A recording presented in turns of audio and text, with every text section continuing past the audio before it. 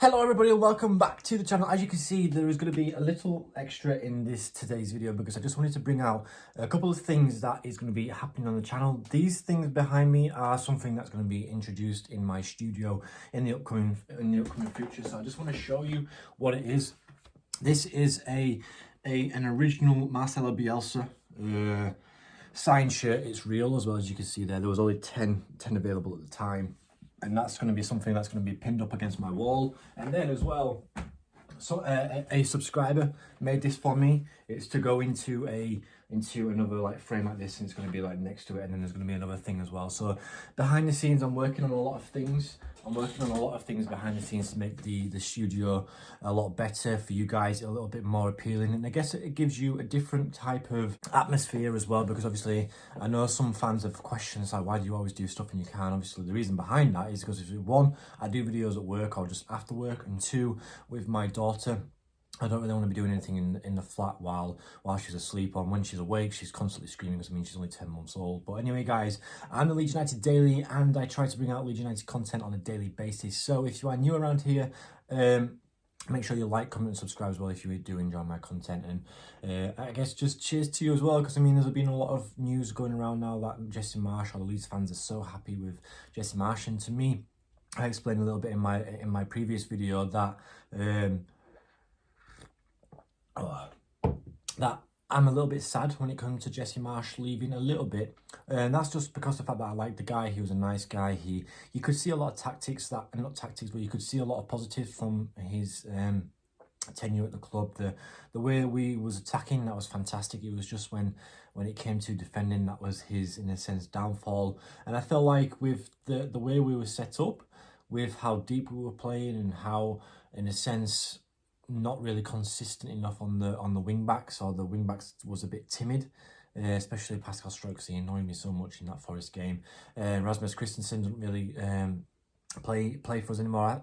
Luke Ayling is, in a sense, our main right back, and a lot of Leeds United fans are not really too interested in him playing for Leeds United anymore anyway. But as you can tell by today's title, we are going to have a little discussion about the Manchester United versus Leeds United match review. And to me, with the sacking of Jesse Marsch, it's coming with a bit of a shock, hasn't it? Because I mean, now there's Chris Armas, or whatever you want to call him, excuse me, the under-21s manager, a media manager, and the under-23 manager. I can't remember their last two names, but they'll be taking charge of this game. And to me, I feel like it's, I don't know, with the new manager supposed to be coming in between the next couple of days and up to Sunday, because I feel like that's what I saw on a tweet, that the Leeds board wanted to get a manager in after the Manchester United game on Wednesday, and hopefully bring him in on Sunday. And to me, I feel like it's, I don't know, it's a bit of a shock really, because I thought Jesse Marsch wasn't going to get sacked. I thought Jesse Marsch would have been still here until the Southampton-Everton game, and then would have been sacked after that.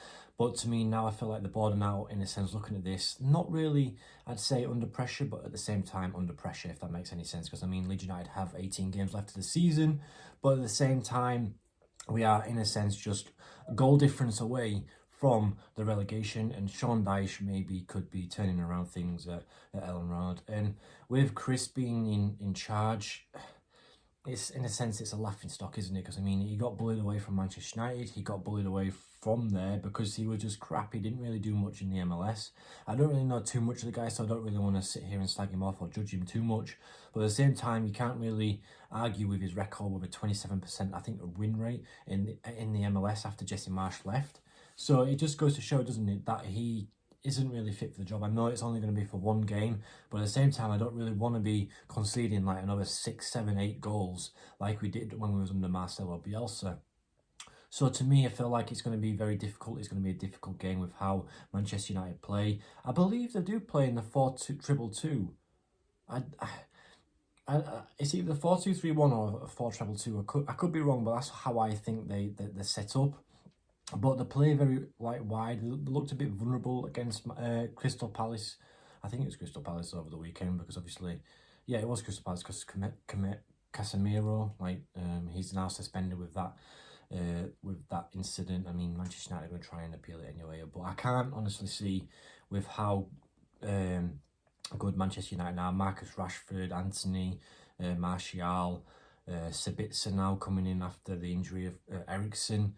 I don't know, it's just not looking good for Leeds United. And to me, I really hope that he implements the three midfielders like I've always said.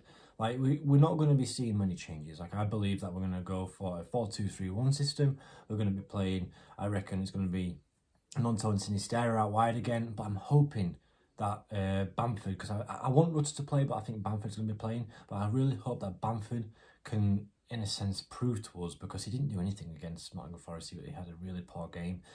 I feel that's going to be the front three, and then I'm going to think it's going to be Jack Harrison, and it's going to be Mar Rocker, and then it's going to be Tyler Adams, Luke Earling, Robin Koch, because he's back now after the suspension, because I mean, you only get one game ban after picking up like a certain amount of yellow cards.